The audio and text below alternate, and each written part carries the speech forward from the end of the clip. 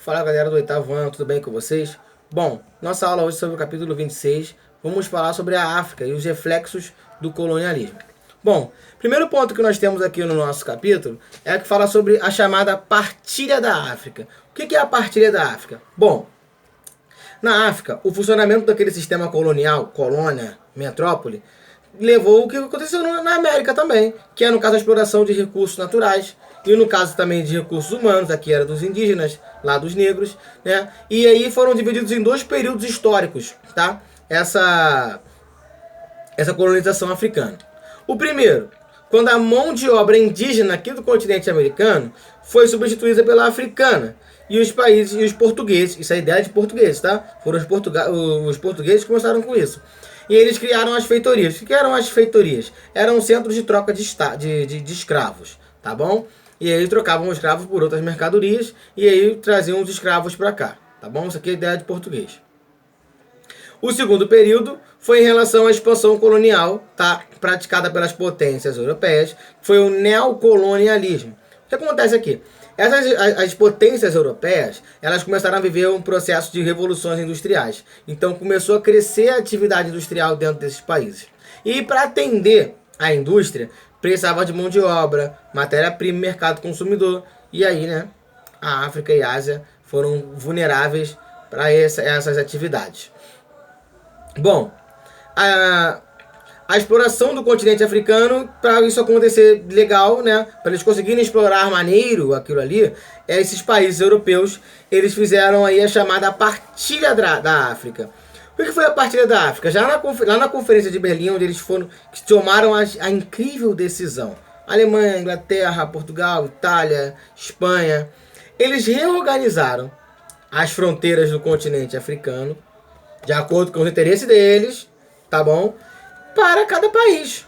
Então, tipo assim, ó, isso aqui, esse canto aqui você vai explorar, isso aqui sou eu, isso aqui é você e tal. Então, eles organizaram o continente africano da forma que eles quisessem, tá? Do jeito que eles queriam, e cada um ia explorar um lugar. Que bacana, né? Quais foram as consequências disso? Consequências importantíssimas que são sentidas até hoje desse Tratado de Berlim.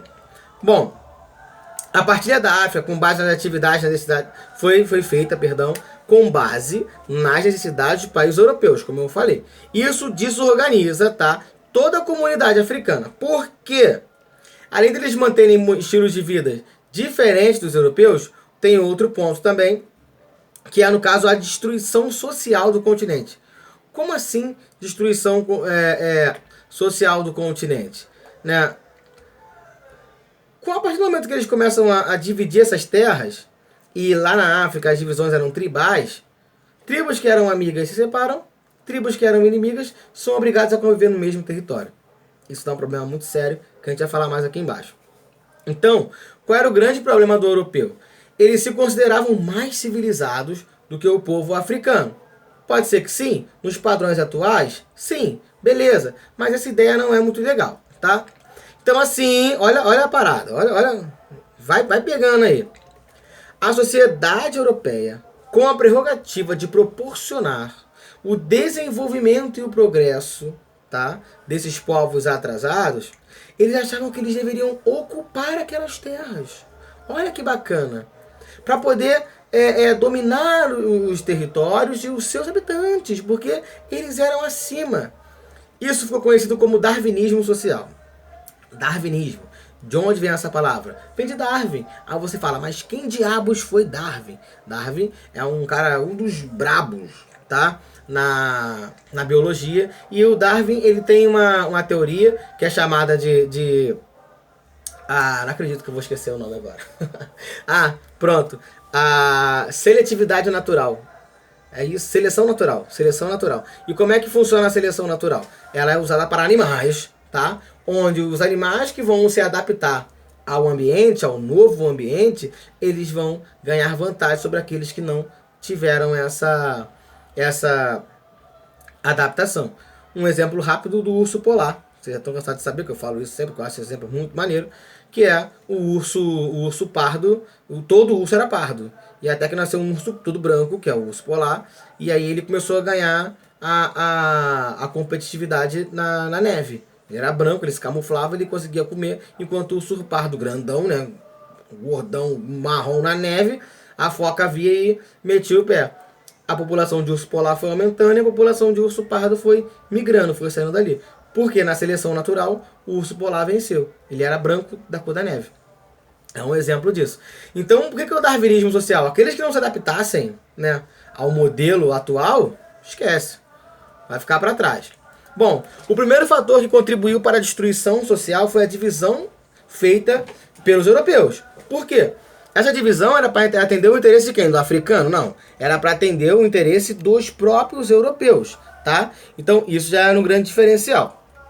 Bom, outro ponto, eles visavam retorno econômico, eles não visavam a evolução de nada. Essa ideia desse darwinismo cultural é balela, mentira. Eles queriam dinheiro, eles queriam retirar os recursos econômicos da África. E eles acabaram que não respeitaram esses limites tribais. Tá? Então eles separam essas tribos ditas, né, amigas e colocam juntos tribos inimigas. Isso, o cara que está acostumado a conviver com uma pessoa vai parar para conviver com um inimigo dele. Isso é prejudicial para a construção social, porque acontece problema civil. São dois pensamentos diferentes dentro do mesmo território querendo se matar. É basicamente isso.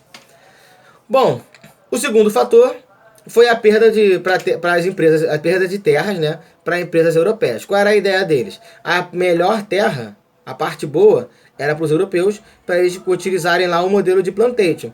Qual é o modelo de plantation? Escravidão, né?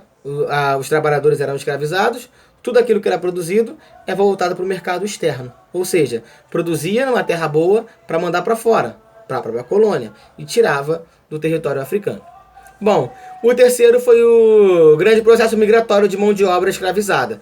O que acontece aqui? Eles começam a tirar as populações dos seus lugares de origem. E alguns lugares ficam superpopulares, né? Tem a superpopulação, enquanto o outro vira vazio demográfico. A população é tirada dali. Não só para dentro da África, tá? Como para fora da África também, tanto que a gente sabe que vieram para o Brasil e adjacências. Beleza. Resistência e descolonização da África. Bom, a destruição da comunidade africana devido à imposição europeia não aconteceu de forma pacífica.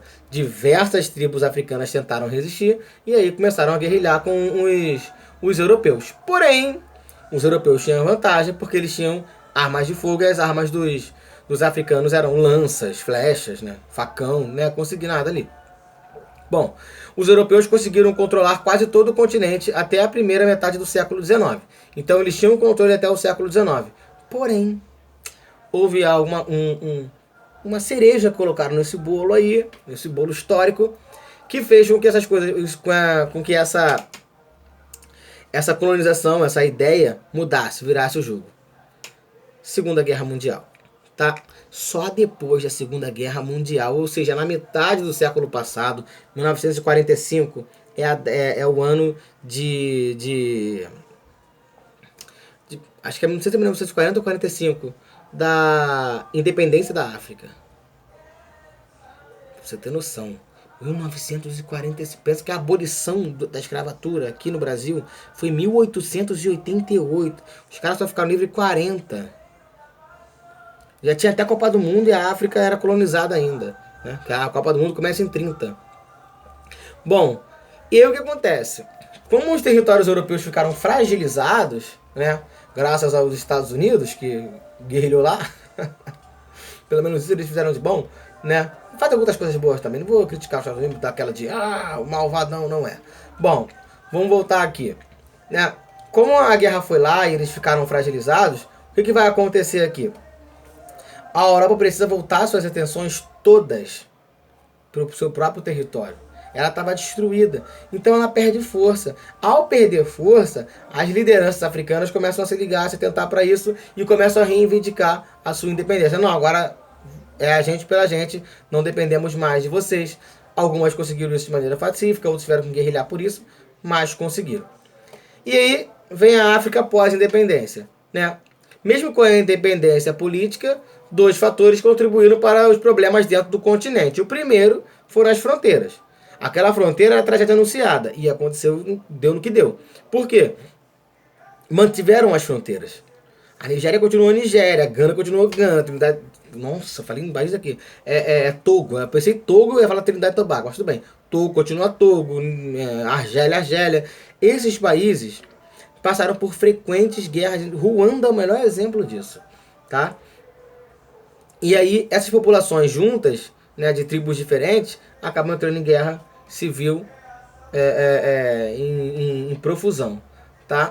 E o segundo fator em relação à divisão do internacional de trabalho, porque como a África passa a ser independente, para você ver, a independência da África vem, os países começam em 40, 45, começa por aí, a independência africana, tá? A africana que eu digo do continente africano, beleza? Nesse período, o Brasil já tinha entrado no processo de industrialização. O Brasil entra em industrialização com Getúlio Vargas em 1930, tá? Então, a África, 15, 20, 30 anos depois, começa a caminhar com as próprias pernas. Então, ela está muito atrás dos outros países. Então, ela é muito dependente tecnologicamente. Ela acaba mantendo o modelo social antigo. Porque ela depende do capital estrangeiro, ela depende das máquinas, depende da tecnologia que vem de fora. E ela em si produz matéria-prima. Produz matérias de plantation. Ela acaba produzindo para mandar para fora. E isso é prejudicial para a África no geral. Tá bom, galera? É basicamente isso, tá? Acabou que foi curtinho, graças a Deus, né? E tamo aí, valeu? Fica com Deus e até a próxima.